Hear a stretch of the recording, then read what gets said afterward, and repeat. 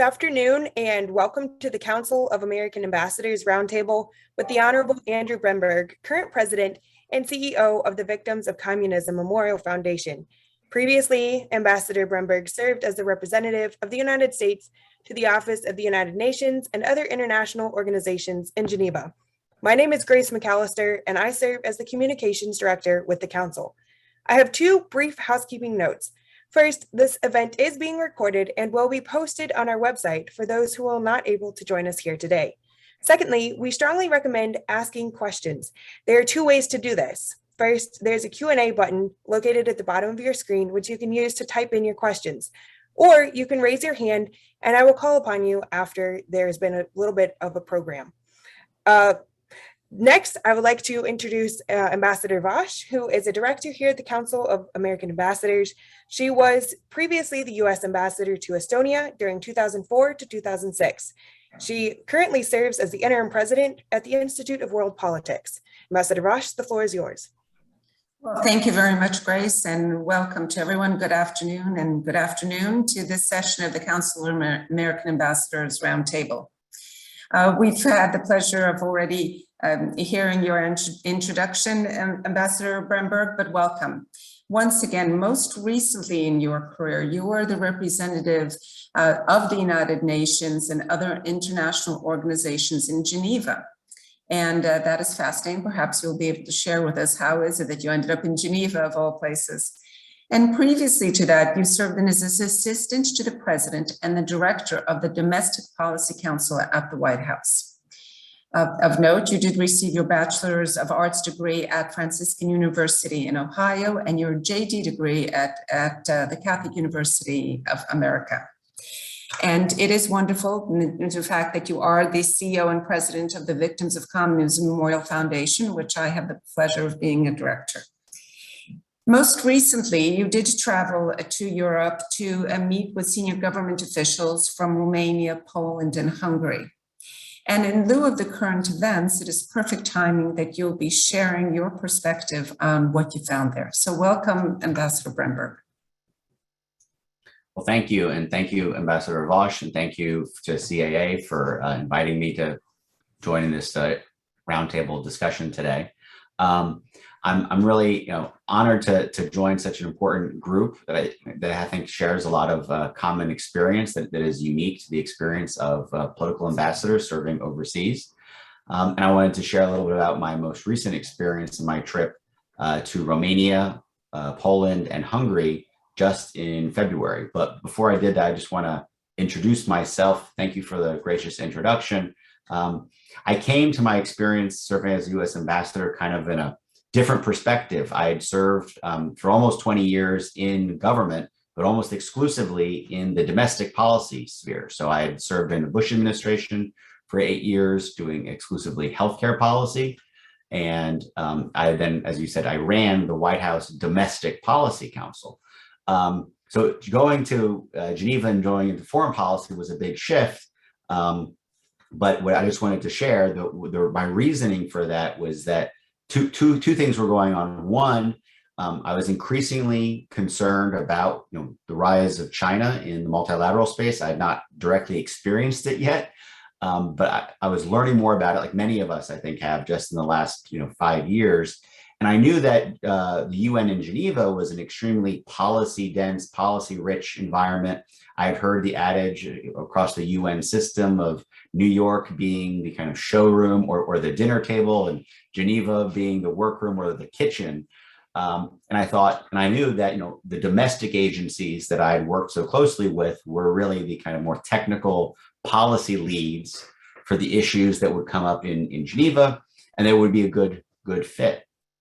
And what was stunning to me in my time there was that however much I had been prepared and briefed for the challenges posed by China and Russia, but particularly China in the UN multilateral system, it was nowhere near sufficient or enough. And my time there was extremely eye-opening, obviously professionally enriching, but really opened my eyes to the challenge that we in the United States and the overall, I think, Western liberal order face, given the challenge posed by the Chinese Communist Party today. So when I left government 1 year ago, I was honored to be selected to serve now in my current capacity as the president of the Victims of Communism Memorial Foundation. I might say a word about that again later.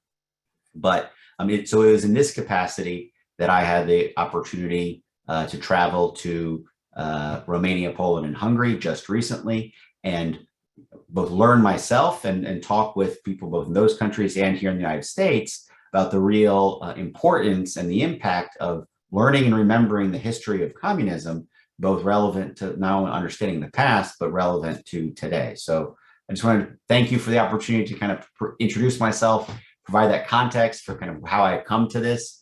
And I look forward to this conversation, Ambassador Voss. Well, thank you. Thank you, Ambassador Bremberg. So if you could share with us, because reality is that Poland, Hungary, and Romania have a vivid memory of the horrors of the world wars and the devastation that was brought on by the imposed communist rule. So please share with us during your meetings what actually was the perspective of the Europeans with the invasion of the Ukraine. So just for context, I had arrived in Romania on February, I believe it was February 23rd. So my first full day in Romania, in Bucharest, was the day that Russia invaded Ukraine. So it was quite, shocking to the Romanian officials, not that they hadn't been paying attention to, the Russian troop movements or the US in general warnings of an invasion, but it was clearly a surprise that it was happening that day. And lots of meetings had to get moved around because, not surprisingly, the prime minister and people in their foreign ministry had a lot of things going on that day. But I was truly thrilled to still have those meetings. I had gone, in my capacity leading the Victims of Communism Foundation to focus on either in different countries strengthening or establishing relationships between our, U.S. 501c3, congressionally chartered, nonprofit NGO, with their similar institutes in those countries. So their own institutes for national remembrance, museums, and working with their, foreign ministries and governments to establish educational partnerships about their experiences of communism to an American audience here in the U.S. But seeing Russia invade Ukraine, the first major land war in Europe in more than 2 generations, definitely changed the perspective of everyone I met with. And what was interesting to me and very kind of validating was their kind of recurring theme of, well, your organization's much more important today than it was yesterday. I mean, that framing, which is interesting because not everyone, obviously Russia today is technically not a communist, dictatorship, totalitarian regime like the Soviet Union was, but you still have a former KGB agent, dictator running it with very communistic, if not purely economic elements but from a totalitarianism perspective, and definitely now from a kind of more Soviet imperial perspective path. So it was interesting to me that the kind of first reaction from the leaders that I interacted with was that they saw today's events, and obviously the invasion by Russia into Ukraine, as tied to its communist past, and a reminder of why it's so important to educate people about the history of communism. One of the key takeaways that maybe seemed obvious initially, but particularly after conversations, was the whole understanding that many of us in the West generally, especially in the United States, either have forgotten or younger people have never learned the history of the Soviet Union and its oppression of Central and Eastern Europe. And what was remarked to me on several occasions was that Vladimir Putin knows that history extremely well. And that if we don't, that puts us at a significant disadvantage in being able to understand and prepare and look through the different lens of how they will see things. So while, of course, the U.S. has successfully warned quite accurately about a pending invasion, I think there was still a lot to change in terms of people's not actually believing that he'd kind of go through with it. Romania was the first day. I then traveled to Warsaw and to Poland for the next several days. I was in Poland when Germany made that surprise announcement that first weekend that they were going to completely change and shift their foreign policy of much of the last 30 years in terms of spending up to 2% on GDP and following through on that previous commitment, a new $100 billion supplemental budget to modernize their military and to allow the transit of lethal weapons through Germany into Ukraine. So that was quite shocking. And in meeting with Polish leaders from the government, that was also shocking. Not having lived in Poland or being Polish myself, but in my time in Geneva, I had learned from my colleague who'd been representing Poland there the real sensitivities and concerns still to this day held by the Poles of German armament, which was quite an eye-opening experience for me. That in terms of the long-held bipartisan view that the U.S. wants stronger NATO partners and allies, and that Germany's spending 2%. It was interesting to see how the Poles and several others had been highly skeptical of that, and that even with two successive generations and EU integration and NATO allying partnership, still a real sensitivity to having a militarized Germany. But I think in the present crisis, seen as a good, obviously seen as a good necessary step, perhaps maybe finally coming around to recognize the challenge that Russia still poses, and that particularly in Poland, I saw while in Romania there was an expressed concern of just the invasion itself. Where does it go from here? This is in the early days where everyone's kind of assuming, wrongly of course, that they're going to race across the country, take Kyiv, and we don't know where it goes from here. So there is intense concern about Moldova and further kind of Russian militarization or invasions along or near the Romanian border, and of course the entire refugee crisis that they anticipated. And I remember a government official briefing me on the number of potential refugees they imagined could be coming, and I'll just say that was dwarfed by the time I made it back to the United States. That had already come through and continued on. But going back to Poland shared many of the concerns, but had much more concern about other immediate military actions by the Russians, both in terms of the potential attacks in Poland and into Lithuania or the other Baltics, and that they, again, my interpretation of some of the conversations, it was very interesting because they really, I think, saw this as an opportunity in one, horrible, but as an opportunity to help awaken the rest of kind of Western Europe to the challenge that, that Putin and Russia face, kind of the sense of, we've been telling you this for a long time, and you haven't paid attention. Now, hopefully you will. And that this is an opportunity for Europe to move more in a kind of policy direction that Poland had been advocating for.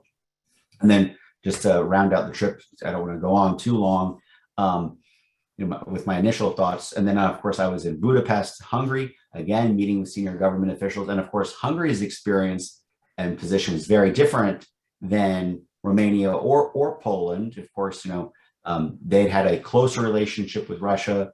Their Prime Minister Orban had traveled to visit to see Putin before the invasion, but it was very clear to me in my meetings that there was a lot of surprise, and the kind of conclusion that their government was coming away with was that, Putin has now cut himself off from the West, and while I'm not an expert on the Hungarian-Russian bilateral relationship, there is a clear conclusion they were coming to. Well, that now has to be completely relooked and examined and figured out how that's going to move going forward, because Hungary sees itself deeply tied to the West, to Europe, and that this action by Putin was kind of shocking and would be a kind of they had kind of burned the bridge. So Hungary now wanted to figure out, how do we partner with our Western partners and allies given what actions the Russians have taken. So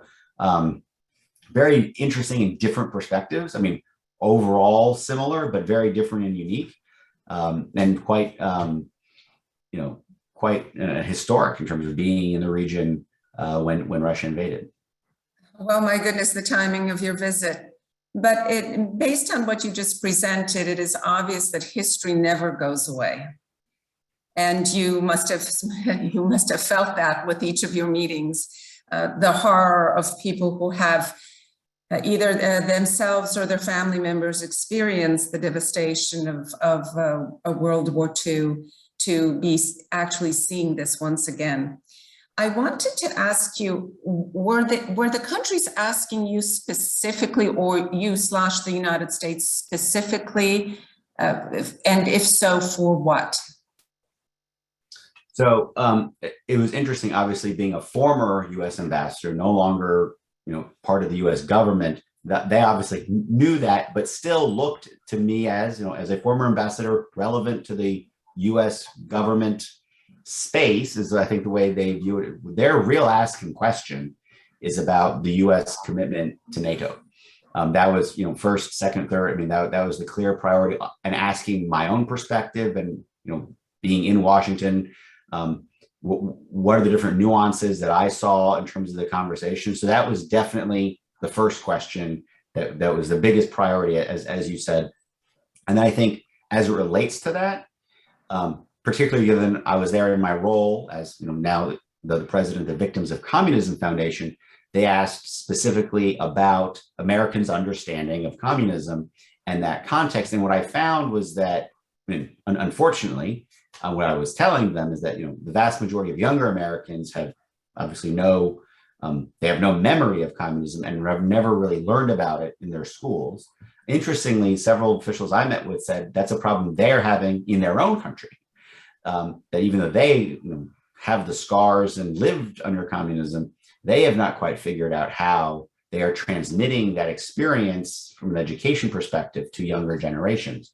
But what was interesting is that you cannot understand NATO if you do not understand the Soviet Union and the Cold War, right? I mean, NATO doesn't arise out of a vacuum. Without the context of the Cold War, NATO doesn't necessarily make any sense if you don't understand how did this happen? Where did this come from? What are the reasons for it? And why is it strategically important? So I think that's one issue that, particularly in the US, and what was interesting to me is some of their own conversations that tied to this kind of transmission of education through the generations, is that their younger generations also don't fully understand or appreciate the context of what communism was like in their country under those regimes, or similarly, the relationship with the United States and NATO. I mean, obviously, it's different in all of those countries, but that to me was an interesting question that they would ask, and real discussion that we had. Well, thank you. Grace, if you could please be kind enough to see if we have any questions from the audience.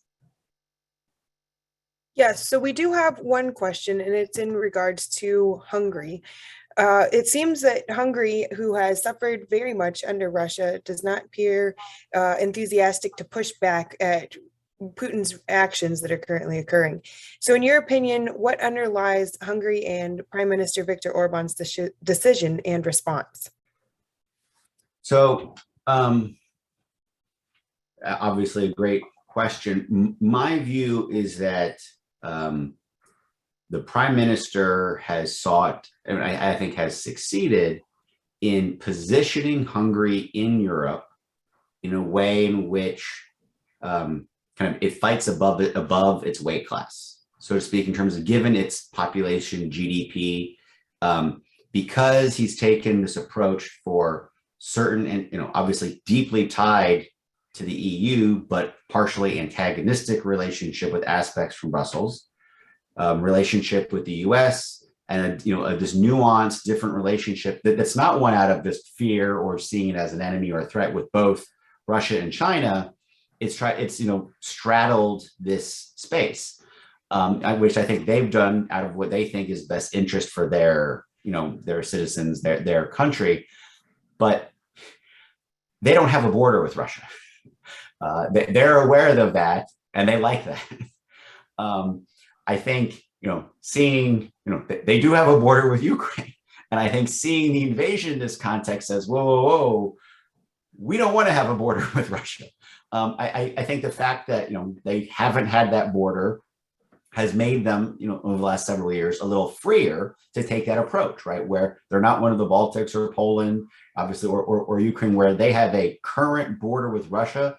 And in those other countries, for many people, the prospect of a Russian invasion is very real, tomorrow, right? Whether from the Baltics or Poland, obviously what we've seen in Ukraine now for almost a kind of a decade building.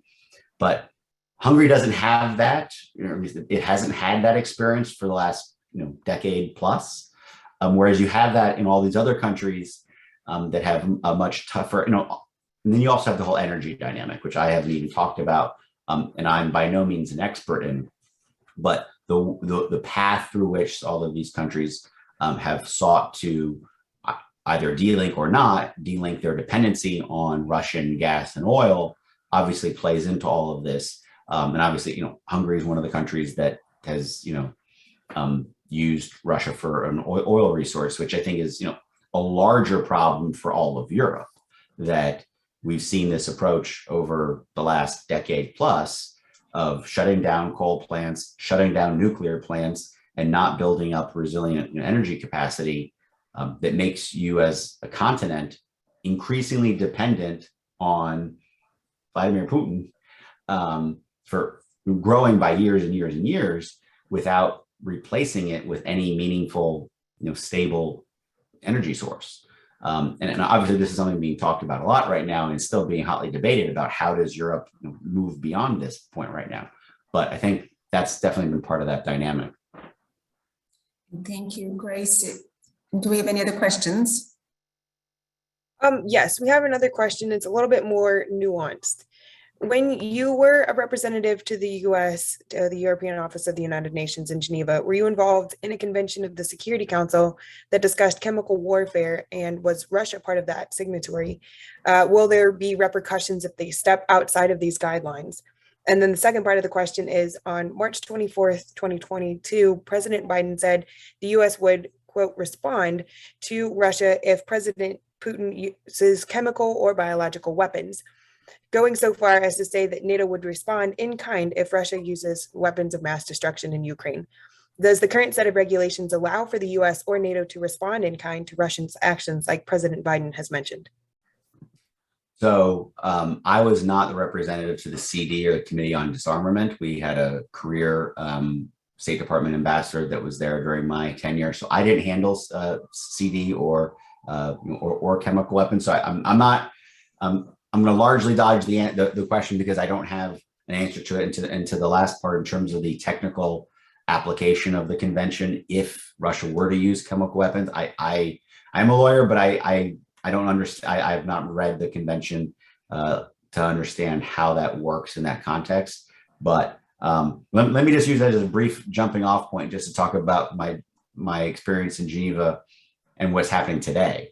So, I think maybe many of us have seen that the UN General Assembly did suspend Russia from its membership to the Human Rights Council. I mean, this was a conversation I had countless times. Of course, having come to Geneva directly from the White House and being a political ambassador, other countries knew that I could try to have influence on the administration's decision, having left the Human Rights Council. And I repeatedly would have the same conversation many, many times and say, I am happy to bring the US back to the Human Rights Council. Help me make the argument that this is an entity worth being a part of, because right now it doesn't look like it, where you have, where we, the countries that profess to care about human rights, don't seem to be using it as a way to push back, and in fact are allowing countries with the worst human rights records to not only serve on it, but then to try to push the agenda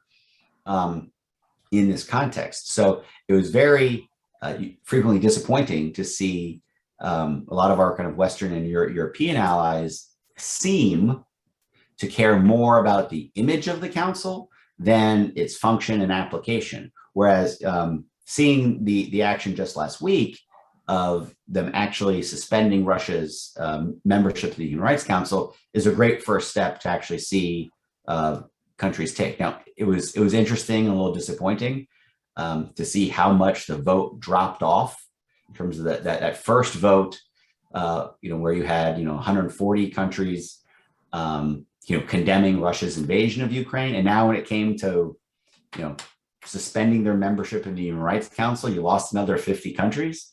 That's a big cause of concern, and I think is really I don't want to overstate the point. Suspending their membership of the Human Rights Council doesn't really do a lot. I mean, it's meant to be a diplomatic signal, and which are important, but it's not actual accountability yet. It doesn't have significant legal implications of any kind, and it's just a suspension. But so I think there's a lot we can do in this space to actually show much greater accountability. Thank you. Perhaps I can ask to shift to a different area of the world. How do you see this current conflict affecting the United States-China relationship and the interplay of that? So, love to talk about this. This was, as I mentioned at the outset, this was the kind of the wake-up call that I had when I was in Geneva in terms of the role that China was already playing, and why I think they posed the most significant threat to the United States and our kind of way of life and the kind of general liberal Western world order that we've helped build for the last 75, 80 years. And in the current crisis, I think it is very clear that China is playing a partner role with Russia. I think we all know, Vladimir Putin went to visit Xi Jinping in Beijing right before the Olympics, and we know that that it was widely reported that China had asked them to hold off until the Olympics ended. So that's being talked about. I don't believe for a second that was the first time this was discussed between those two leaders, and I think it's something that we have not largely paid attention to sufficiently. I'm continually amazed how many things Xi Jinping says that eventually does become public that is never reported in Western English language media.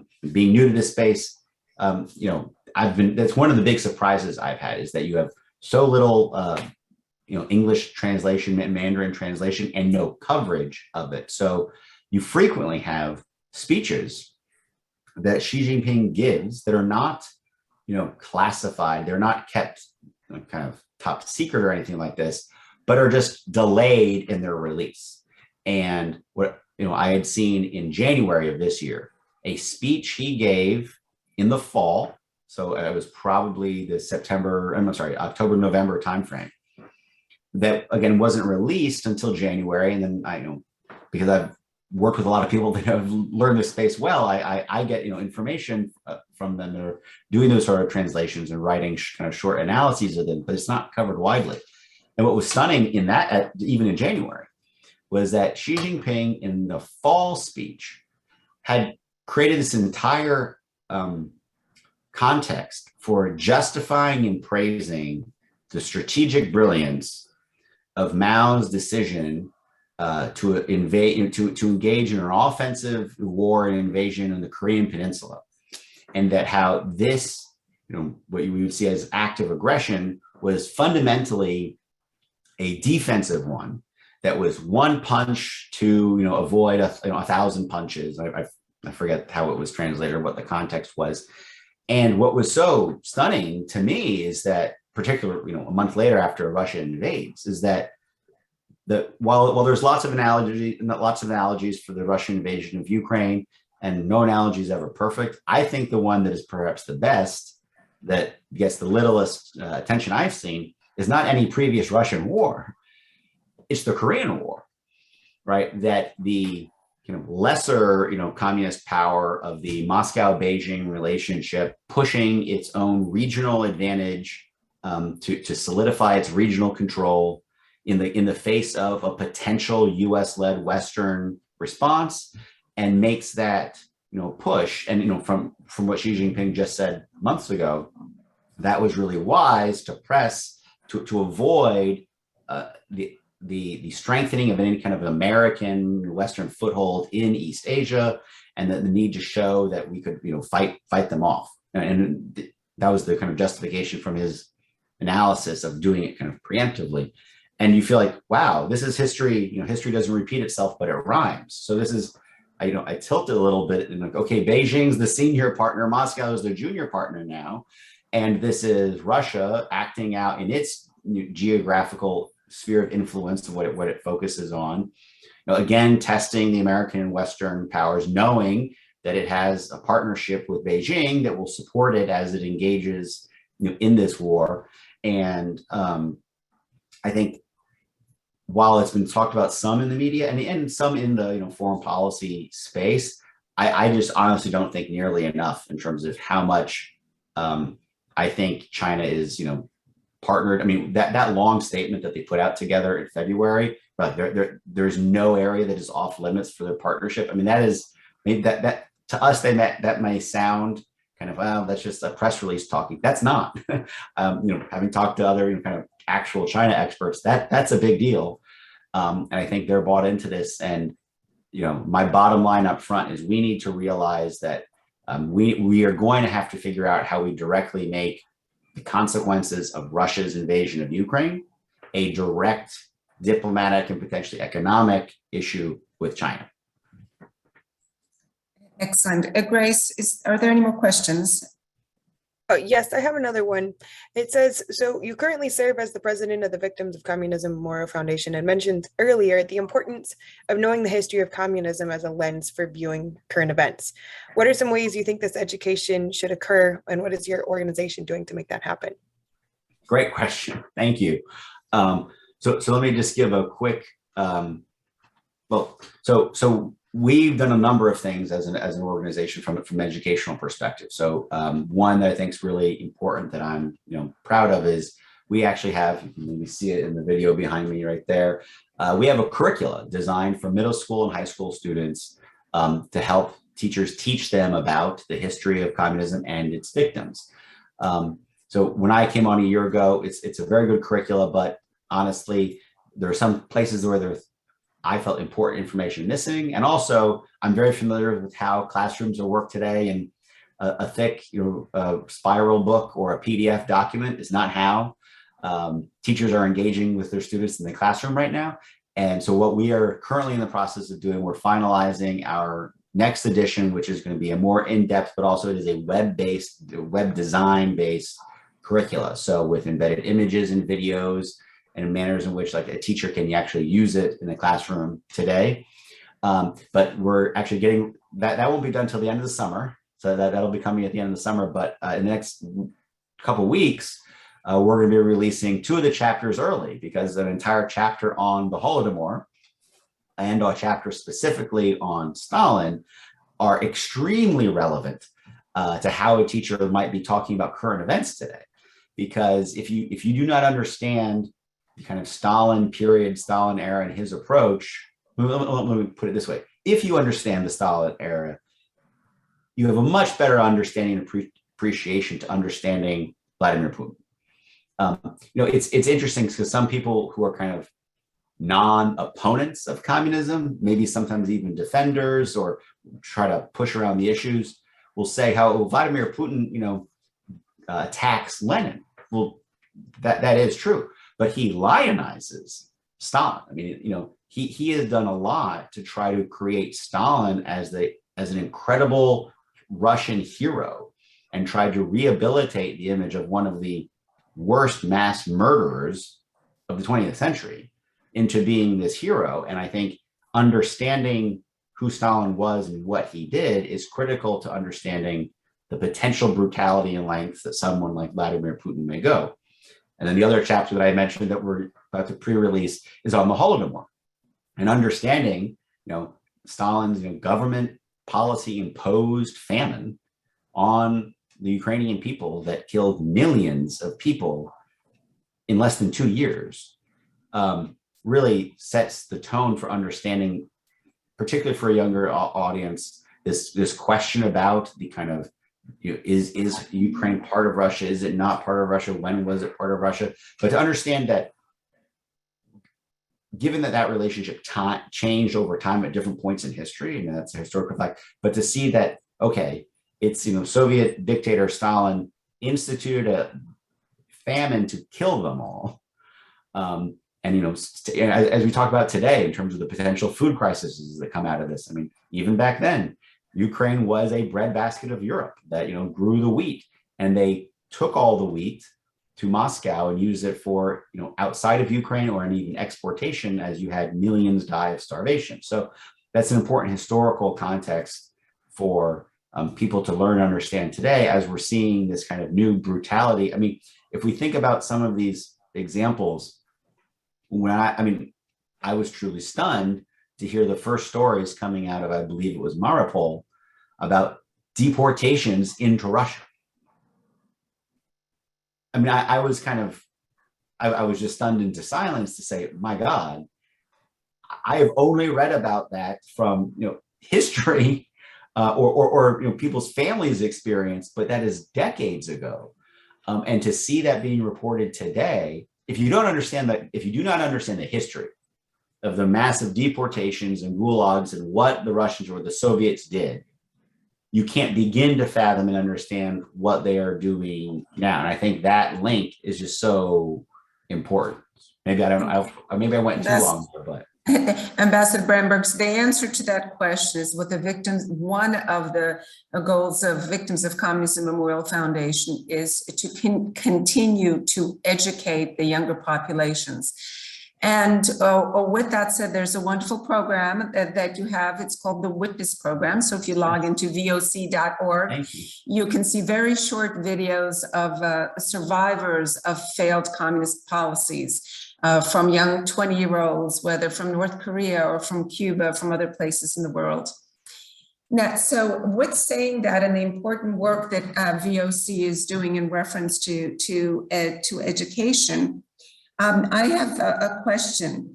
In June, the Victims of Communism Memorial Foundation will be opening up a brick and mortar museum, literally steps away from the White House. My question is, do you think that with the current invasion of Russia into the Ukraine, do you think that you will have more visitors to the museum to learn about the more than 100 million people who have died because of the failed communist policies? Do you think that the invasion of Ukraine actually helps an organization such as VOC? I really do. I think it helps make it crystallizes in people's minds why this is important today. The fact that we are seeing these types of actions that we wouldn't imagine or last heard of, either in World War II or previous Soviet invasions, I think raises the awareness and raises the kind of general consciousness about, wow, this is important to learn about. So thank you for mentioning. Yes, so in June we will be opening a physical Victims of Communism Museum here in Washington. I'm in it right now. We are 2 blocks from the White House on 15th and I, right off McPherson Square. And we will be having our opening event in June. And that is going to be, I think, a major opportunity for us to engage and educate people, not just policymakers, but of course, students and teachers and school groups and people, local tourists that come through and see all the incredible museums we have here in Washington. We've got fantastic museums, but of course, there's never been a museum that dedicated, or even really that even kind of gives any kind of justice or covers the more than 100 million victims of communism. And that's where we're so thrilled to be opening the museum here in June. Coming back to the previous question, I did want to just add another programmatic element. Thank you, Ambassador Vosch, for mentioning our witness projects. As she mentioned, this is a 8 to 10 minute mini documentaries that I think are incredibly powerful, personal testimonials by people telling their story, their family's experience. And I know particularly for young people that see them, they're very, compelling and impactful. And just one other, I just wanted to note, I mentioned our curricula. Well, we are working with states to ensure that states, take the leadership role to make sure they educate their students about communism. We successfully worked with Florida last year and are working with a number of other states this year to pass model legislation that requires that their students, particularly high schoolers, learn about communism and its victims, at least as part of their comparative government process or other ways in terms of making sure that they learn this history, because if not, we will definitely be doomed to repeat some of the, as we're seeing today, both from the challenge of Russia's invasion of Ukraine and also the challenge posed by the Chinese Communist Party. We have to learn these lessons because we are facing many of these similar challenges today. Thank you, Grace. Is there another question from the audience? Yes, actually, then this is in relation to what you were just talking about, as far as you said, you tell people stories through your educational program. So the question is, are you working to get personal stories from Ukraine and other places affected by communism currently? What does obtaining those stories look like? Yes, so we are currently not pulling one up or trying to work on one of those stories for a current Ukraine survivor or victim. We've been in conversations with several people that survived, that were from Ukraine and survived under communism in Ukraine in the past. We have several episode projects that are underway right now.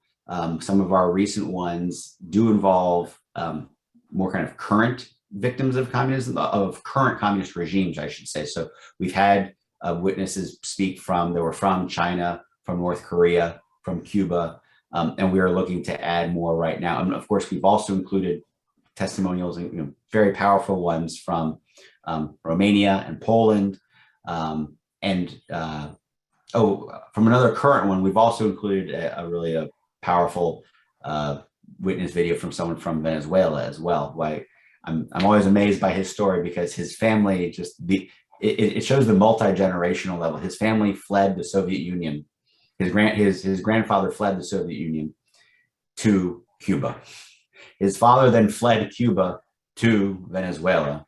And this man, about my age, who was an elected official in Caracas, then fled Venezuela to the United States. And just to see that pattern play out. But yes, so we're continuing to grow that program and have more videos right now. Ambassador Bremberg, I want you to go back to your trip in Europe. Based on your dialogue with representatives of the three countries, was there any discussion about how this is going to finish, how this is going to play out? What's the end result? That was asked a lot about. So I think at the time, that conversation really was under the assumption that militarily Russia would be more successful faster than I think anyone had anticipated. I think, I spoke with several government leaders in Poland that at various points had worked in their military services, and they were the ones that had the strongest case to make of saying, don't count that the Russians are going to walk over this yet. You don't understand. The fundamental Ukrainian military has been completely changed and reworked in less than the last 10 years. That through the mostly US-led training partnerships, the Ukrainian military is not what it was 8-10 years ago. So don't count them out. So that was heartening to hear. I had no idea how kind of accurate that would be. And then since my trip, I've continued to talk with a number of these individuals. And they're, I think, more concerned that, I don't want to overstate the point, but I think the message I hear from them has been, they're concerned that there's a little too much optimism in the US and in Western Europe right now, that, oh, look, the Russians, their invasion and their siege of Kyiv has failed and they're having to pull back. And they're saying, you don't understand how the Russian army, I found this very educational, being told, you don't understand how the Russians work. I forget whose quote they were giving me, or some kind of famous adage, but it was like, their military strategy is they have more men than you have bullets, and they don't care. So they'll just keep coming at you. And, if you shoot them, I was given stories of, Russian soldiers sent to fight with no guns. And the point was, you don't need a gun. The guy next to you who has a gun, he'll get shot. And when he falls down, you pick up his gun and then you go. And so that was the concern that I was hearing. I should say, I've heard kind of from some of these individuals since I've been back, that don't think this is going to end anytime soon. Sure, the Russians may be talking about a ceasefire or whatnot, but they're all highly skeptical, let's say, that that's something that is meaningful at this point, and that they don't believe enough pain has been brought to Putin or the regime yet that would cause them to actually say, hey, we should reevaluate this. And their perspective was more, this is a stalling, this is buying time. They're going to pull back, they're going to redeploy, and they're going to come much harder, because obviously it failed. I mean, their tactical plan obviously failed, but again, their perspective was, that's normal Russian strategy, that they're just going to kind of wave after wave, and whatever you hit them with, they'll just kind of take it. I mean, the stories I heard described about, I'm not an expert in the various battles fought either by the Poles with the Russians or the Germans' attacks on the Russians, but their view of they'll take whatever they need to take, and if it's tens of thousands of dead Russian soldiers, no Russian leaders ever cared before, so that's a price they're willing to pay, and they'll just come back and hit harder. So that was a very kind of sobering assessment, particularly given so much kind of optimism I hear right now. That, I mean, it is great that they're no longer sieging Kyiv, it seems, at the moment, and pulled away.